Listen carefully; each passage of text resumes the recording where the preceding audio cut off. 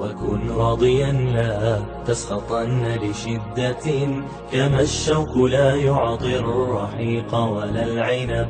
إذا المرء لم يرضى بما ربه وهب فلن يغنه مال وإن زاد ما كسب. فكن راضيا ترضي الإله بأمره فدرب الرضا نور ونبت الرضا ذهب. وكن راضيا. waxaan rabaa dhalinyarada iyo dhammaan guud ahaan dadka Soomaaliyeed ee barnaamijkan daawanaya in aad bal isku daydo inaad yeelato hami sare, inaad ku fikirto waxyaabo waaweyn inaad qabato oo aad iska dayso waxyaabaha safaasifal umuur, waxyaabaha hoose ee annagana mashquuliya. haddaan nahay Soomaali waxaan aad iyo aad ugu mashquulsanahay waxyaabo aad iyo aad runtii u hooseeya, waxaan naga xijaaban waxyaabihii waaweynay oo dhan.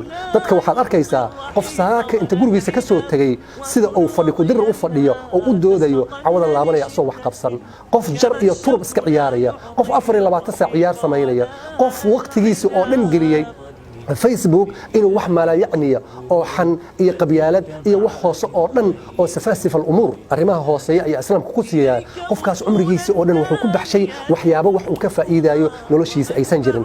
idan waxaan aad iyo aad idigu dhiirigelinayaa in aad iska daysaan dhalinyarada, sababtoo dhalinyaradu waa ummadii xoogeedii waay. Soomaalidu waxa la yiraahdaa 70% wax ka badan waa dhalinyaro.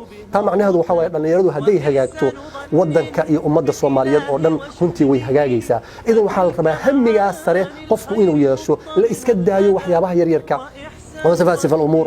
waxaa jira markii aan wax ka baranayay dalka Masar oo xagga aan joogay ayaa waxaa jiray nin dhalinyaro ah oo runtii ila joogay dalka Masar. ninkan wuxuu aad u jeclaayay tahriibka, inuu tahriibo, inuu badda maro, inuu kadibna tago Yurub. markaas waxaan weydiiyay su'aal, warniyahow hamigaagu muxuu yahay, maxaa rabtaa nolosha inaad ka gaarto, maxaa doonaysaa? markaasuu wuxuu ugu dhahay waxaan rabaa inaan tahriibo koow, kadibna waxaan rabaa inaan tago dalka Holland. yani Holland inaan tagaa rabaa. oo Holland maxaa ka jirinaysa, maxaa jira? markaasuu dhahay Holland markaan tago waxaan doonayaa inaan dego guri weyn. okay, guriga markaan degana Holland waxay caan ku tahay looda, yani looda caanaha looda soo liso waxay kamid tahay wadamada Yurub ugu khatarsan. markaas waxaan rabaa u dhahay looda caanahooda in tuba la igu soo wareejiyo oo la soo wado oo guriga aan deganahay la ii soo geliyo. yani guriga aan deganahay maxaa la ii soo gelinaya? caanihii looda tubada la ii soo gelinaya. markaas inta la ii xiro sariirta geeskeeda inay igu taalo. marka waxaan rabaa u dhahay nolosha oo farxadeydu ay ku dhameystiran tahay inaan hurdo oo markaan ka soo kaco haye aan maaragta inta qaato galaaska caanaha igu jira guriga aan tubadaas aan iska cabo, markaa cabo haddana jiifto. yani nolosha marka wuxuu dhahay raaxadii fi qimati raaxa. marka bal ninka ka waran dhalinyarada hamigiisa oo dhan wuxuu isugu keenay nolosha, hamigiisa oo dhan inuu caana cabo iyo inuu jiifto. billahi calaykum qofka noocaas nolosha muxuu ku soo kordhinayaa ama muxuu keenayaa?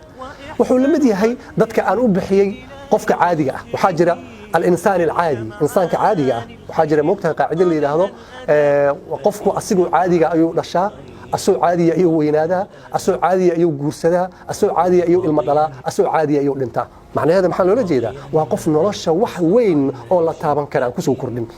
سوته قفكو حواي وحال ربع إنه كتر أثر إيراد. وضعركتين ولماذا وين هذا أجلده أحد بوجع اللي في ذاتك تاريخ ذا السمية ذاتك اسبدلة ذا السمية ذاتك أصلا كوني أفر بقلاص سنة كده والحسينة والله هلينا تاريخ ذا دبوا أجينا هل كم ملايين بشرة أو لما تي عدك ورقة بتهبيراته إني سنجرين ما حيكون كلا دويهين وحيكون كلا دويهين قفنا وحولها هم الثراء هن أيولها وجد أيوة وين أيوه تكسنية قفنا نلاش وح معنا أي وقف إذا هبيراته مجران مركنا اللي هذا الصومالية إيه ذاتك كلا صومالية ضمان waxaan ku dhiirigelinayaa in aad tiirka koobaad ee aan u bixiyay tiirarka horumarka oo la yiraahdo han sare iyo halgan adag inaad si fiican runtii aad uga faa'iideyso inaad yani isku daydo inaan hankaaga aad iyo aad u ballaariso oo wax weyn aad ka dhigto dadka bani aadamku way kala han duunaan karaan qofba si uu u fikiri karaa qof baa yani raba siyaasadda qof baa raba dhaqaalaha qof baa raba arrimaha bulshada qof baa raba dacwada iyo diinta inuu ka shaqeeyo oo daaci oo noqdo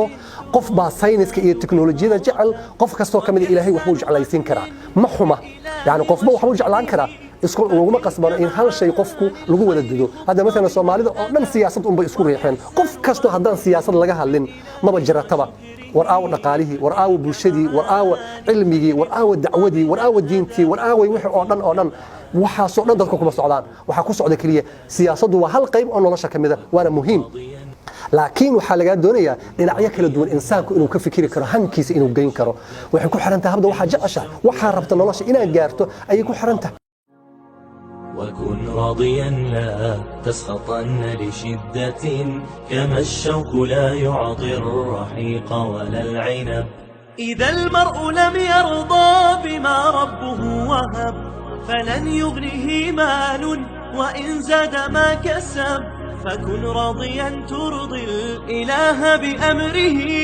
فدرب الرضا نور ونبت الرضا ذهب وكن راضيا